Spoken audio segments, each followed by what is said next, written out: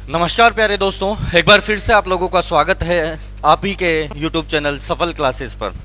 दोस्तों, जैसा कि आप लोगों को लास्ट क्लास में मैंने पढ़ाया कि पृथ्वी जो है उस पे 71% पार्ट पर तो जल है और 29% पार्ट पर स्थल भाग है। यानी कि हमने देखा कि जो स्थल भाग हैं उनको तो हम कॉन्टिनेंट कहते हैं, ठीक है, और जो जलीय भाग है वो अपने ओशियंस यानी कि महासागर हैं। मैंने आप लोगों को 7 महाद्वीप याद करवाए थे, क्रम से याद करवाए थे, आप लोगों को अच्छे से याद भी होंगे, उम्मीद करता हूँ सभी को याद होंगे। तो सबसे पहले मैं आप लोगों को एक बार रिवाइज करवा देता हूँ कि सबसे पहला हमने जो महाद्वीप पढ़ा था वो पढ़ा था एशिया महाद्वीप, जो कि सबसे बड़ा महाद्वीप था। एशिया में मानव सभ्यता सबसे पहले आई थी, इसलिए इसको क्या बोलते हैं, सभ्यता का पालना बोलते हैं।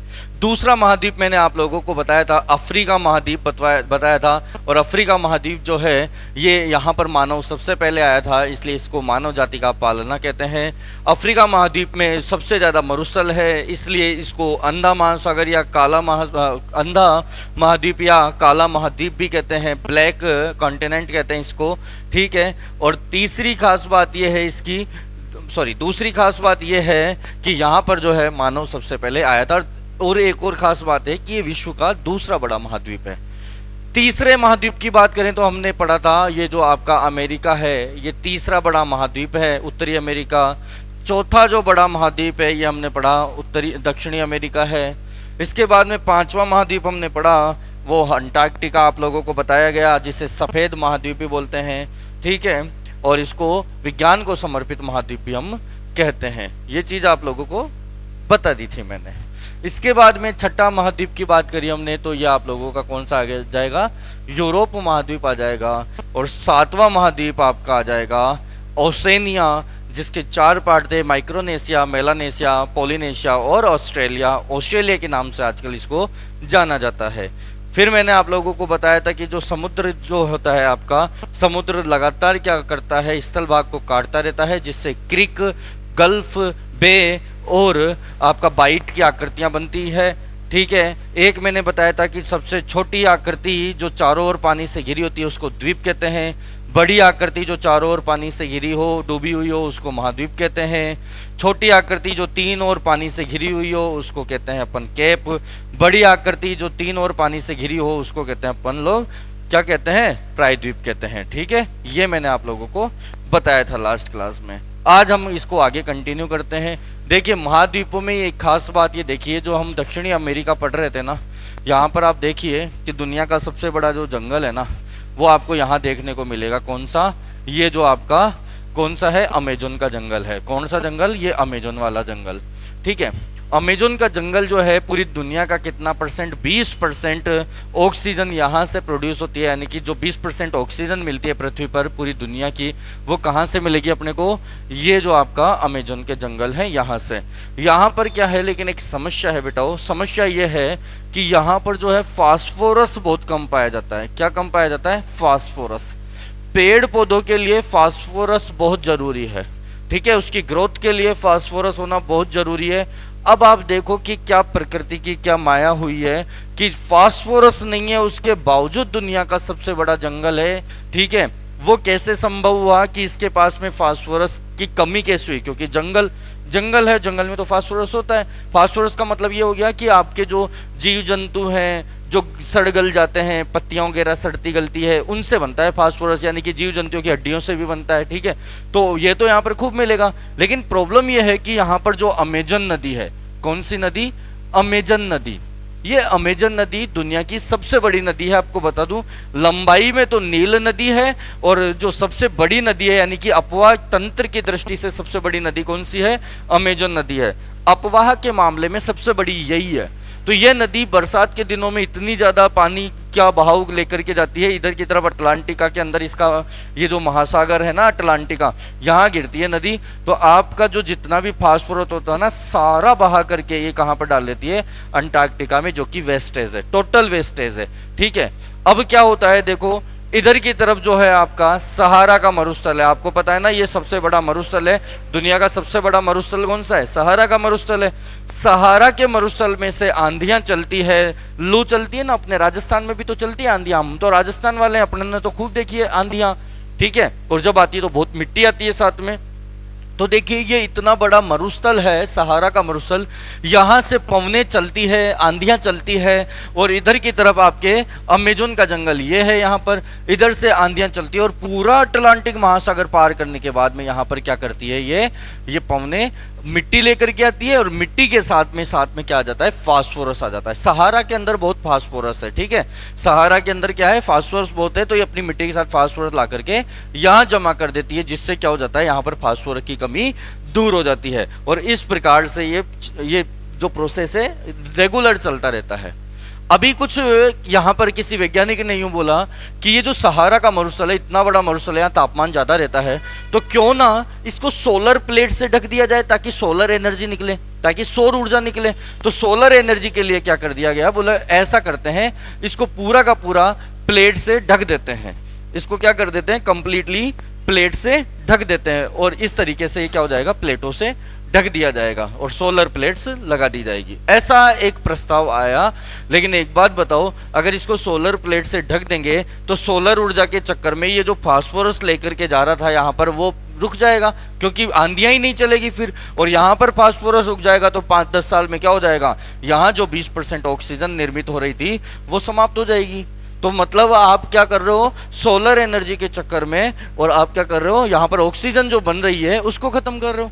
तो ये संभव नहीं था, तो इसको बिल्कुल खारिज कर दिया गया।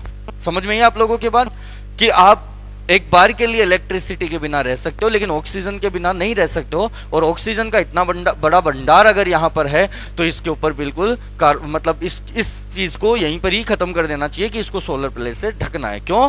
क्योंकि ऑक्सीजन मिल रही है भैया। ऑक्सीजन कहाँ से मिल रही है? अमेजन से। अमेजन को फास्फोरस मिल रहा है सहारा से। वेरी इंपॉर्टेंट थिंग है। अब आप देखो, नक्शा पढ़ोगे तभी तो आपको पता चलेगा कि कैसे काम हो रहा है। ठीक है, पूरा का पूरा महासागर पार करके आंधियां आती है। ठीक है, तो ये चीज आप लोगों के अच्छे से समझ में आ गई होगी कि दक्षिणी अमेरिका जो है आपका, ये जो है सांपों का घर है, पक्षियों का घर है, और ऑक्सीजन का घर भी कहलाता है। क्लियर है आप लोगों के? अब अपन चलते हैं महाद्वीपों की ओर। तो महाद्वीपों में सबसे पहले अपन पढ़ेंगे एशिया महाद्वीप। ठीक है, कौन सा महाद्वीप पढ़ेंगे? एशिया महाद्वीप। देखिए,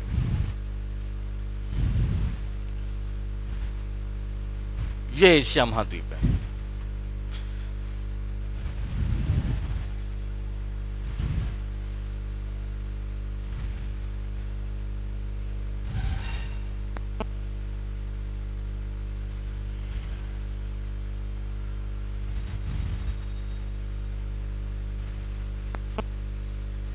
अब देखिए, आपने देखा ये स्थल भाग जो है, एशिया जो है, इधर तो देखो एक तरफ, दो तरफ, तीन तरफ तो समुद्र मिल गया।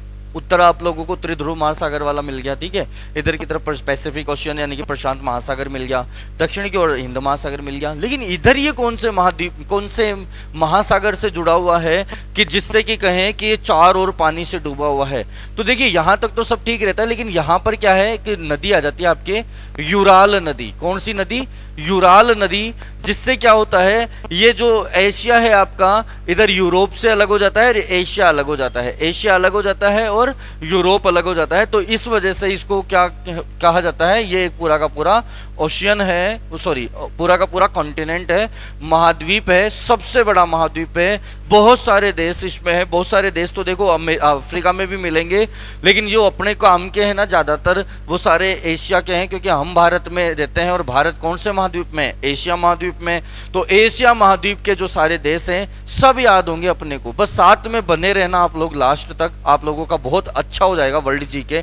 आप लोगों को मैप देखते ही दिमाग में फिट हो जाएगा। जैसे ही देश का नाम बोला जाएगा ना, जैसे उज्बेकिस्तान आएगा, किर्गिस्तान आएगा, तुर्कमेनिस्तान आएगा, रूस आएगा, ठीक है, साउथ कोरिया आएगा, दक्षिणी कोरिया, ये नॉर्थ कोरिया आएगा, सब आप लोगों को सारे देश याद हो जाएंगे। ठीक है, तो देखिए ये एशिया महाद्वीप आप लोग देखिए, आपको इसके बारे में मैंने बता ही दिया था कि इसको क्या कहते हैं, सभ्यता का पालना कहते हैं। सभ्यता सबसे पहले कहां पर आई थी? यहीं पर ही आई थी।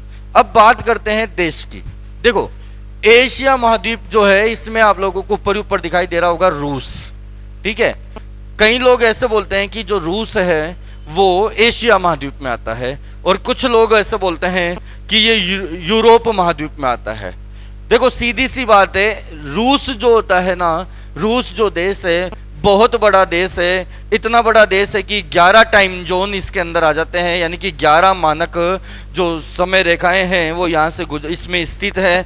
11 टाइम जोन इसके अंदर है। तो इतना बड़ा जो देश है, ये देश यूरेशिया में स्थित है। कहाँ पर स्थित है? यूरेशिया में।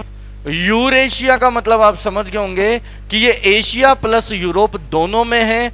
लेकिन अगर एक की बात करनी हो कि किस महाद्वीप में प्रॉपरली ये है, तो देखिए इसका 80% भूभाग जो होता है वो एशिया महाद्वीप में आता है। रूस का कितना परसेंट? 80% जो पार्ट है वो किस में आ जाता है? एशिया। रूस का 80% पार्ट एशिया में आ जाता है। लगभग 20% किस में आता है? यूरोप में आता है। तो आप सभी लोग समझदार हैं, बताओ कहां पर होना चाहिए? रूस कौन से महाद्वीप में आएगा? आप लोग बताइए। अच्छा, एशिया बता रहे हैं सभी लोग।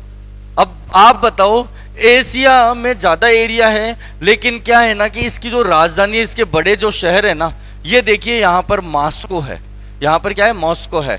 रूस की राजधानी मॉस्को है क्या? ठीक है। तो बड़े शहर सेंट पीटर्सबर्ग हो गया, मॉस्को हो गया, ये सारे बड़े शहर जो है ना आप लोगों के कहां पर हैं? इसके यूरोप महाद्वीप में है। और जहां पर राजधानी होती है ना, वहां से देश डिसाइड होता है कि कौन से महाद्वीप में पड़ेगा। ठीक है। तो ये आपका जो रूस है, ध्यान रखेंगे, वो रूस महाद्वीप में आता है, एशिया में नहीं आता है। प्रश्न सुनिए क्या पूछा जाएगा एग्जाम में। प्रश्न पूछा जा सकता है, एशिया महाद्वीप का सबसे बड़ा देश कौन सा है? ध्यान रखना, चाइना ऑप्शन में है, तो चाइना आप लोगों को करके आना है। एशिया महाद्वीप का सबसे बड़ा देश चाइना है, रूस नहीं है। रूस कहाँ का सबसे बड़ा देश है? रूस यूरोप का सबसे बड़ा देश है। एशिया महाद्वीप में रूस नहीं है।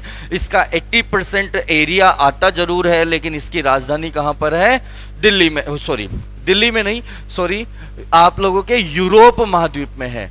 अब एक और चीज आप देखेंगे कि जैसे जो राजधानी से कंडक्ट होता है ना, राजधानी जो फाइनल करती है वही होता है। जैसे कि दिल्ली, आप लोगों की भारत की राजधानी क्या है? दिल्ली। दिल्ली के अंदर से जो आदेश जारी हो गया पूरे भारत को मानना पड़ेगा। जैसे कि मान लो अभी थोड़ा टाइम पहले 2016 में क्या हुआ? प्रधानमंत्री नरेंद्र मोदी ने नोटबंदी की थी। ठीक है, दिल्ली से फरमान जारी हो गया। अब आप चाहे से चेन्नई से हड़ताल करो, चाहे बिहार से हड़ताल करो, चाहे जयपुर से हड़ताल करो, आदेश कहां से आ चुके हैं? दिल्ली से आ चुके हैं। पूरे देश को मानना पड़ेगा। ठीक है। जो काम मॉस्को से होगा, ये पूरे के पूरे 80% एरिया को मानना पड़ेगा। इसका मतलब राजधानी कहां पर है? मॉस्को। मॉस्को राजधानी कहां पर है? यूरोप में है। तो यूरोप महाद्वीप को आपको मानना पड़ेगा। ठीक है, कि यूरोप में है। इसके बाद में अपन चलते हैं एशिया महाद्वीप के सभी अब देशों में। एक एक देश की बात करेंगे। तो एक एक देश में देखो आप लोग, सबसे पहले तो एशिया की स्थिति देखिए बेटो, कि एशिया जो महाद्वीप है, इसमें देखिए ये जो दिशा ज्ञान में करवा रहा था आप लोगों को अच्छे से, वो इसलिए करवा रहा था। इसको क्या नॉर्थ बोलेंगे क्या? इसको साउथ बोलेंगे क्या? इसको ईस्ट बोलेंगे और इसको वेस्ट बोलेंगे। ये दिशा ज्ञान इसलिए जरूरी था कि एशिया महाद्वीप का नॉर्थ ये रहा। नॉर्थ में तो ज्यादा दिमाग लगाना ही नहीं है, अकेला एक देश राज करता है, वो कौन है? रूस हो गया। इधर की तरफ देखेंगे तो आप लोगों का कौन सा हो गया? साउथ हो गया। और साउथ में हम लोग साउथ एशिया में रहते हैं क्या? जी बिल्कुल, हम साउथ एशिया में रहते हैं। यानी कि भारत देश कहां पर है? ये देखो, ये भारत देश साउथ एशिया के अंदर, ये भारत हो गया आपका। कहां पर आ गया? साउथ एशिया में आ गया। साउथ एशिया में आ गया। तो आप लोग देखना कि हम क्या पढ़ने वाले हैं, हम देशों को कैसे याद करेंगे। तो साउथ के अंदर क्या हुआ? देखो ये कौन सा आ गया? साउथ एशिया है क्या? South Asia. तो साउथ एशिया के कुछ देश हैं, जैसे कि इधर श्रीलंका हो गया, इंडिया हो गया, इधर पाकिस्तान हो गया, इधर मालदीव्स हो गया, इधर नेपाल, भूटान हो गया, बर्मा वगैरह ये हो गए, सॉरी बांग्लादेश वगैरह हो गए। ये कुछ देश हैं। इन देशों को क्या कर लिया गया? साथ में साउथ एशिया के देशों ने क्या बना लिया? एक एसोसिएशन बना लिया। क्या बना लिया? एक संगठन बना लिया, एक एसोसिएशन बना लिया इन देशों ने। किसने? साउथ एशिया के देशों ने क्या बनाया? एसोसिएशन बनाया। और इन्होंने बोला कि भैया हम चाहे भाषा के आधार पर अलग अलग हैं, हम चाहे इसे रंग रूप में अलग अलग हैं, लेकिन हम दक्षिणी एशिया के सारे देशों को क्यों ना मिलकर के रहना चाहिए।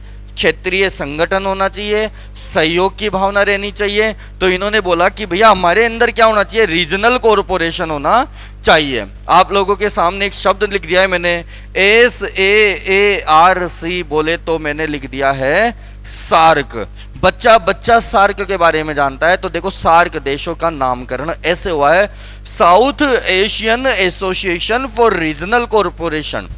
ठीक है, कई बार सार्क देशों का प्रश्न एग्जाम में आता है, तो समझ जाना कि सार्क देश मतलब दक्षिणी एशिया की बात कर रहे हैं। कौन कौन से देश इसमें आएंगे अभी पढ़ेंगे। फिलहाल के लिए पहले आप ये देखिए कि इसका हिंदी में नाम क्या है। तो देखिए, दक्षिणी एशियाई क्षेत्रीय सहयोग संघ,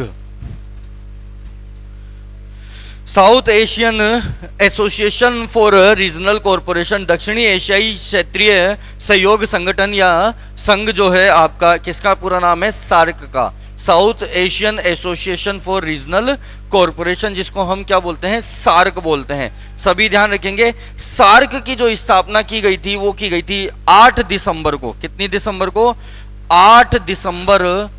सार्क की स्थापना बेटा कौन सी डेट को की गई थी, 8 दिसंबर, और 1985 में की गई थी, 1985 में की गई थी, 7 दिसंबर 1985 में की गई थी। वर्तमान में south Asian association for regional corporation में टोटल 8 देश हैं। कैसे याद रखोगे, 8 दिसंबर को इसकी स्थापना की गई थी, 8 इसमें देश हैं। तो याद रख लेंगे, बड़ा सिंपल है, कितने देश हैं, 8 देश हैं। किसमें, सार्क में। अनेकों बार प्रश्न आता है, निम्न में से कौन सा देश सार्क का देश नहीं है या फिर सार्क में सम्मिलित नहीं है, निम्न में से कौन सा देश सार्क में सम्मिलित है। किसी भी प्रकार से एग्जामिनर प्रश्न पूछ सकता है, तैयार रहना है आप लोगों को। किसी भी प्रकार का प्रश्न अगर एग्जाम में आ जाए, चाहे इससे आपकी डेट आए, आपसे डेट पूछे तो डेट बता दो, आपसे पूछे किधर है तो भैया दक्षिणी एशिया में है, सार्क का पूरा नाम पूछे तो वो बता दो। ठीक है, 8 देशों के नाम अभी याद करते हैं अपन लोग। ठीक है, अभी के अभी 8 देशों के नाम याद करते हैं, कोई बड़ी मुश्किल बात नहीं है। मैप का मतलब ही यही होता है, मैप में बड़ा आसान होता है भैया अध्ययन करना।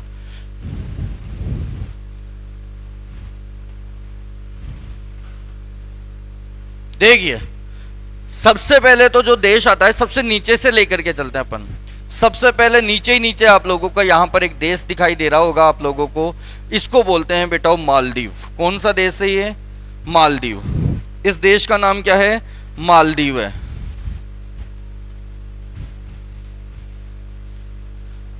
है तो एक द्वीप लेकिन देश है, इंडिपेंडेंट एक देश है मालदीव, जिसकी राजधानी क्या है, मालेट है। अभी देखेंगे। उसके बाद में ऊपर चलेंगे तो देखो दूसरे नंबर पर कौन सा देश आ रहा है आपका, श्रीलंका आ रहा है। 2 देश हो गए, मालदीव, श्रीलंका। तीसरे नंबर पर कौन सा देश आ रहा है, भारत आता है आपका, इंडिया आ जाता है। ठीक है, चौथे नंबर पर आप लोगों का जो देश आता है वो आ जाता है, देखो इधर की तरफ दिख रहा होगा आप लोगों को, एक देश है, एक कह सकते हो अपना बच्चा ही है ये, क्योंकि अपने से अलग हुआ है, पाकिस्तान। मालदीव, श्रीलंका, भारत, पाकिस्तान, 4 देश याद हो गए, बहुत आसान है। ऊपर चलेंगे इसके, अफगानिस्तान। कौन सा देश है ये, 5वां देश, अफगानिस्तान। ठीक है, ज्यादा ऊपर नहीं जाना है अब। ठीक है, ऊपर जाएंगे तो मिडिल ईस्ट वगैरह, मिडिल ईस्ट या फिर मिडिल कंट्रीज आ जाएंगे एशिया के, तो अपने को उधर नहीं जाना है, यहीं पे रहना है दक्षिण की ओर। फिर वापस से इधर की तरफ देखेंगे तो भारत है। ठीक है, भारत से इधर की तरफ आएंगे तो देखो नेपाल आ जाएगा क्या यहाँ पर, तो ये आपका नेपाल हो जाएगा। और उसके बाद में आप लोगों का कौन सा देश हो जाएगा, ये भूटान आ जाएगा। यानी कि कितने हो गए थे, 5, 6, 7 और 1 आपका ये कौन सा देश है, बांग्लादेश आ जाएगा। कितने देश हो गए, 8 देश। मैप से याद रखोगे, बड़ा आसानी से याद होगा। क्रम से याद रखो, सबसे नीचे एशिया महाद्वीप का सबसे छोटा देश आ जाता है, मालदीव्स आ जाता है। मालदीव से ऊपर चलेंगे अपन लोग तो मालदीव के ऊपर आता है श्रीलंका।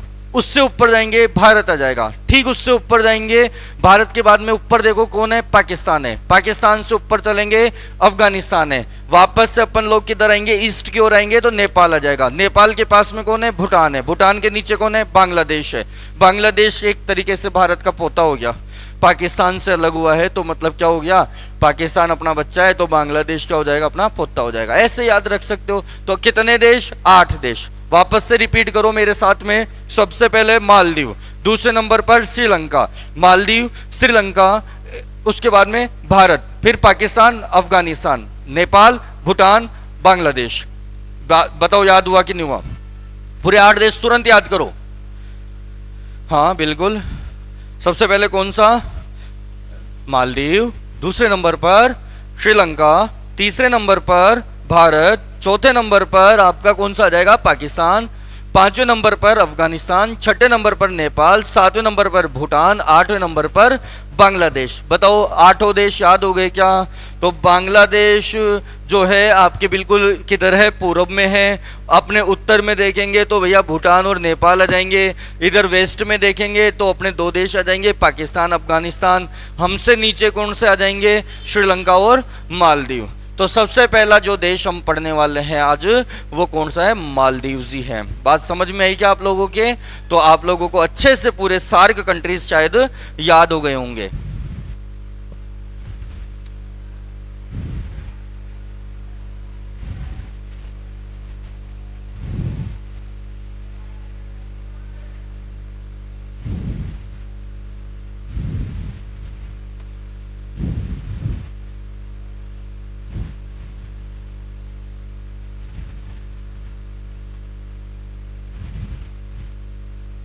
देखिए कौन सा देश है, सबसे पहले छोटे छोटे छोटे छोटे द्वीप हैं, देखो ये द्वीप हो गया, ये द्वीप हो गया, द्वीप हो गया, द्वीप द्वीप द्वीप, सारे के सारे द्वीप हैं, ठीक है, मालदीव्स, इन सबको द्वीपों को मिलाकर के क्या हो गया, ये एक देश बनता है। कौन सा द्वीप, कौन सा देश, मालदीव्स, जिसकी राजधानी देखो क्या लिखी हुई है, माले, मालेट भी बोलते हैं लेकिन माले भी इसका नाम है, ठीक है। तो इसकी राजधानी क्या है, मालेट है, या फिर माले इसकी राजधानी है। ये सबसे छोटा देश है बेटा, सबसे छोटा, एशिया महाद्वीप का सबसे छोटा देश कौन सा आ जाएगा आपका, मालदीव्स। छोटा है परंतु खोटा है भाई। खोटा क्यों है, इसकी जो अर्थव्यवस्था इसने बना रखी है ना, सिर्फ पर्यटन से बना रखी है। किससे बना रखी है, पर्यटन से। बहुत ही गजब की अर्थव्यवस्था, सिर्फ और सिर्फ पर्यटन से। प्रश्न बनता है यहां से, और बनना भी चाहिए। हाल ही में आप लोगों ने देखा, इसी साल कुछ दिनों पहले नरेंद्र मोदी जी ने लक्षद्वीप और मालदीव्स को लेकर के कमेंट किया था, और बहुत कंट्रोवर्सी हुई थी। आप लोग जानते हैं अच्छे से कि क्या कंट्रोवर्सी थी, कि उन्होंने बताया था कि यार अपना देखो यहीं पे ऊपर चलेंगे तो लक्षद्वीप है क्या, और लक्षद्वीप भी तो द्वीप ही है। हम लोग क्या करते हैं, घूमने के लिए, पर्यटन के लिए मालदीव्स जाते हैं। बहुत सारे कपल्स क्या होते हैं, शादी के तुरंत बाद में मालदीव्स निकल जाते हैं। एक तो बहुत अच्छी जगह है, सुंदर जगह है, लेकिन हम क्या कर सकते हैं, इसका सब्स्टिट्यूट अगर देखना हो तो लद्दाख अपने पास में कौन है, लक्षद्वीप है ना, अपने पास अंडमान निकोबार द्वीप समूह है, अपने पास खुद का लक्षद्वीप है। तो हम दूसरे देश की अर्थव्यवस्था को क्यों फायदा पहुंचाए जब हमारे पास में ऐसी व्यवस्था है। लेकिन फिर भी अपन क्या करते हैं, दूसरे देश की अर्थव्यवस्था को बढ़ाने के लिए दूसरे देशों में चले जाते हैं। दिक्कत यह है कि हमारा जो कल्चर है ना, वो हमारे को काफी सारी चीजों पे प्रोहिबिटेड करता है, प्रतिबंध लगाता है। यहाँ कोई दिक्कत नहीं है, यहाँ काफी सारी चीजें हमारे कल्चर के अलावा होती है। देखिए ऐसी तो कोई बात नहीं है कि मालदीव्स हमें नहीं जाना है। मैं तो सिर्फ एक बात बता रहा हूँ, मेरी एक विचार रख रहा हूँ कि हमारे पास लक्षद्वीप है, ठीक है। और इस मामले में भी काफी माथापड़ी हुई थी, तो आप लोग देख लेना कि क्या है क्या नहीं है, कौन सी जगह अच्छी है। लेकिन मैं आप लोगों को देश के बारे में बता रहा हूँ। एशिया महाद्वीप का सार्क देशों में शामिल पहला देश कौन सा बताया मैंने, मालदीव्स बताया। मालदीव जो एक छोटा देश है, ठीक है, लेकिन इसकी अर्थव्यवस्था कंप्लीटली किस पे निर्भर करती है, पर्यटन पर निर्भर करती है। इसकी राजधानी कौन है, मालेट है। एक खास बात इसकी यह है कि आप लोगों को यहां पर एक लाइन दिखाई दे रही होगी बेटा, ये लाइन जो है ना, ये है भूमध्य रेखा। कौन सी रेखा है, भूमध्य रेखा, यानी कि इक्वेटर।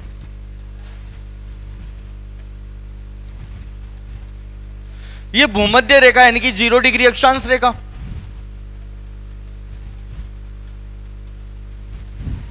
समुद्र के पानी में लहरें चलती है, लेकिन इक्वेटर के पास में लहरें नहीं चलती है। ध्यान रखेंगे इस बात को। भूमध्य रेखा के आसपास का जो जल है, समुद्र है, वो स्थिर होता है, बहुत ज़्यादा इसमें एक्टिविटी नहीं होती है, इसलिए वहाँ का जो पानी होता है वो भी स्थिर होता है, और ज़्यादा उसमें क्या नहीं होता, लहरें नहीं चलने की वजह से, स्थिर होने की वजह से वो पानी साफ सुथरा होता है। ये इसकी खास बात है कि आपका जो ये पानी रहेगा ना मालदीव्स का, वो बिल्कुल एकदम साफ सुथरा दिखाई देता है।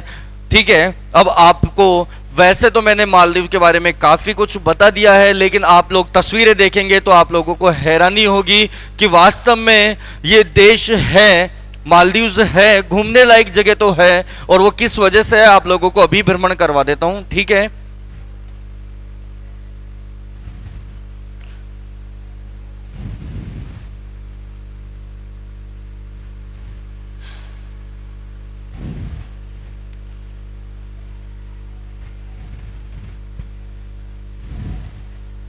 ये मालदीव्स है भाई, बताइए कितना खूबसूरत है, समुद्र का किनारा, बीच ही है वैसे तो, देखो इसमें टापू बना हुआ है, यानी कि छोटे छोटे से द्वीप हैं। This is Maldives. ये जो आप लोग देख पा रहे हो ना, ये सारे विला हैं, प्राइवेट विला। हम जमीनों के लिए लड़ते हैं, ये समुद्र के अंदर आराम से क्या कर रहे हैं, समुद्र के अंदर प्राइवेट कॉलोनी काट देते हैं। ये लो प्राइवेट कॉलोनी काट दी इन्होंने, समुद्र के अंदर कॉलोनी कट गई। ठीक है, एडवांस तो है भाई, जहां चाह वहां, जहां राह, ऐसे आप लोगों ने सुना होगा, जहां चाह वहां राह, जहां चाहोगे ना वहां राह बन सकती है। एक बार आपको सोचना पड़ता है। देखिए यहां पर कौन है, मालदीव्स हैं, और मालदीव ने क्या कर दिया है, बहुत ही सुंदर तरीके से कॉलोनी बनाई है। ये देखिए विलास बना दिए हैं, इधर घूमने के लिए आपका टापू है, ये बहुत सुंदर दिखाई दे रहा है। इसके अलावा देखेंगे अपन यहाँ पर और भी, देखिए कॉलोनी, देखिए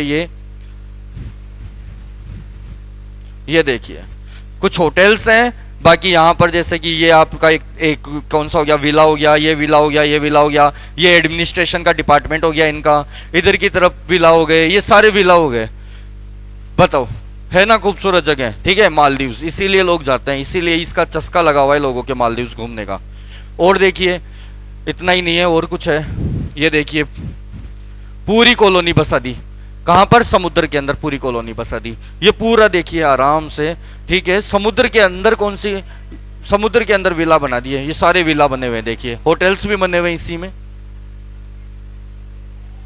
ये देखिए खूबसूरती मालदीव्स की, समझ में आई बात। तो भैया मेहनत तो करनी पड़ती है, पैसा तो लगाना पड़ता है, एक बार इन्वेस्टमेंट करना पड़ता है, एक बार आप लोगों को दिमाग लगाना पड़ेगा कि कैसे किसी को डेवलप कर ले पर्यटन में। तो देखो ना कितना साफ सुथरा पानी है, ये देखिए पानी साफ सुथरा। ये देखिए घर बने हुए हैं समुद्र के किनारे, टापू पर घर बना रखे हैं।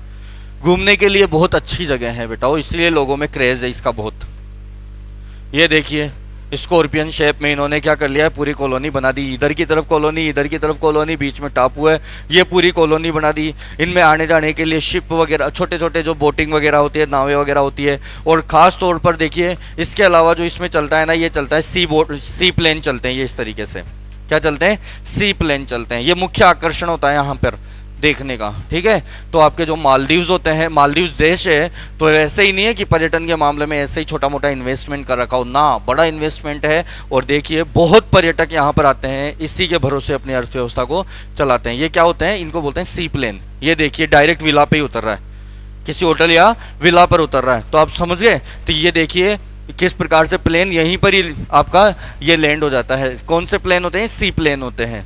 तो समझ में आ रहा है मालदीव्स की अर्थव्यवस्था क्यों इतनी बढ़िया बनी हुई है, क्योंकि ये आपके पर्यटन पर फोकस करता है मेनली। समझ में आ गई बात आप लोगों के। देखिए किस प्रकार से पर्सनल स्विमिंग पूल यहीं पे ही बने हुए हैं, या बाहर, क्योंकि समुद्र का पानी खारा होता है, खारा पानी है। इधर की तरफ ये लो साहब, यहाँ से गए, इन्होंने क्या बना रखा, ये लो, यहाँ पर होती है ना फिसल पट्टी होती है, यहाँ पे घूमो आराम से, यहाँ पे डायरेक्ट समुद्र में डुबकी लगाओ, वापस से आ जाओ, फिर अपना साफ पानी में नहा लो। इसमें देखिए ये समझ में आएगा। ये लगी हुई है सीढ़ियाँ, आराम से समुद्र में कुदाएगा ये, यहाँ से वापस चढ़ जाओ, इसके बाद में वापस आओ, जाओ, ये लो, वापस से आओ। क्या मस्त एंजॉयमेंट है। ठीक है, उसके लिए बेटा आप लोगों को नौकरी लगना पड़ेगा। क्यों, क्योंकि बेरोजगारों के लिए जगह नहीं है, उसके लिए बहुत सारा पैसा चाहिए। पैसा आने के लिए। अच्छा पैसा अगर आपको चाहिए तो आप लोगों को बहुत अच्छी नौकरी लगनी पड़ेगी, अधिकारी टाइप की नौकरी लगनी पड़ेगी, तब इतना पैसा आने वाला है। तो आप लोगों को बात समझ में आ रही होगी। अगर ये सारी चीज़ें आप लोगों को घूमनी है तो आप लोगों को मालदीव पढ़ना पड़ेगा, मालदीव समझना पड़ेगा, वो मैंने आप लोगों को बता दिया है। तो मालदीव सभी लोगों को तैयार है क्या?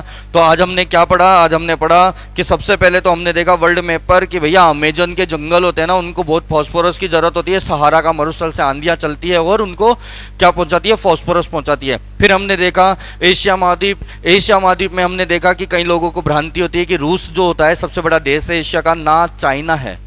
ठीक है, कौन है? चाइना है। रूस तो यूरोप का आप कह सकते हो क्योंकि उसकी राजधानी जो मॉस्को है कहाँ पर है? यूरोप में है। इसके बाद में हमने ये देखा कि हमारा जो उत्तर, दक्षिण, पूर्व, पश्चिम, दक्षिण में हम आए तो भारत देश है। दक्षिण में भारत देश के साथ साथ कुछ लोगों ने क्या कर लिया, कुछ देशों ने मिलकर के एक सहयोग संगठन बनाया जिसको हमने सार्क नाम दिया, south Asian association for regional corporation, दक्षिणी एशियाई क्षेत्रीय सहयोग संगठन हमने बनाया। उसके अंदर हमने 8 देश पढ़े। सबसे पहले हमने मालदीव्स पढ़ा, फिर श्रीलंका पढ़ा, श्रीलंका के बाद में हमने कौन सा देश पढ़ा? श्रीलंका के बाद में भारत पढ़ा, फिर पाकिस्तान पढ़ा, अफगानिस्तान पढ़ा, नेपाल पढ़ा, भूटान पढ़ा, बांग्लादेश पढ़ा। ठीक है, आप लोगों को पूरे 8 के 8 याद होने चाहिए। उनमें से सबसे पहले मैंने मालदीव स्टार्ट किया। मालदीव जो है भूमध्य रेखा के पास में स्थित एशिया महाद्वीप का सबसे छोटा देश है।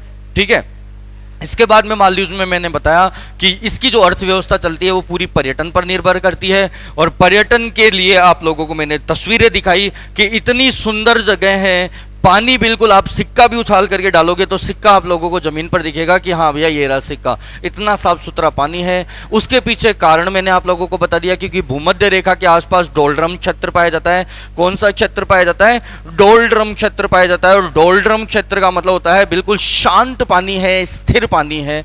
ठीक है, तो ये सारी चीजें आप लोगों को मैंने शेयर की। बेटा आप लोगों से थोड़ी सी उम्मीद रखता हूं कि इस वीडियो को ज्यादा से ज्यादा लोगों तक पहुंचाएं ताकि वर्ल्ड जीके जिसका भय बैठा हुआ है कि कैसे याद करते हैं वो मैं याद कराऊंगा। आप लोग अच्छे से बस समझते रहिए। कोई भी डाउट हो आप लोगों को एनी टाइम कोचिंग की जो नंबर वगैरह आप लोगों के पास होंगे, वैसे तो 9461894696 ये हमारे कोचिंग के हेल्पलाइन नंबर है। आप कभी भी एनी टाइम कॉल करके पूछ सकते हो। कोई भी डाउट हो व्हाट्सअप कर सकते हो, आप डायरेक्ट कमेंट कर सकते हो। सभी चीज़ों में हम आपकी मदद करने वाले हैं। बस इतना आपको करना है कि इसको थोड़ा सा सब्सक्राइब वगैरह करवा दोगे तो ज़्यादा से ज़्यादा लोगों तक वीडियो पहुँच पाएगा। ठीक है, ओके, मिलते हैं अगले लेक्चर 3 में मिलेंगे। उसमें मैं आप लोगों को श्रीलंका की बहुत रोचक जानकारी देने वाला हूँ। ठीक है, बाय बाय।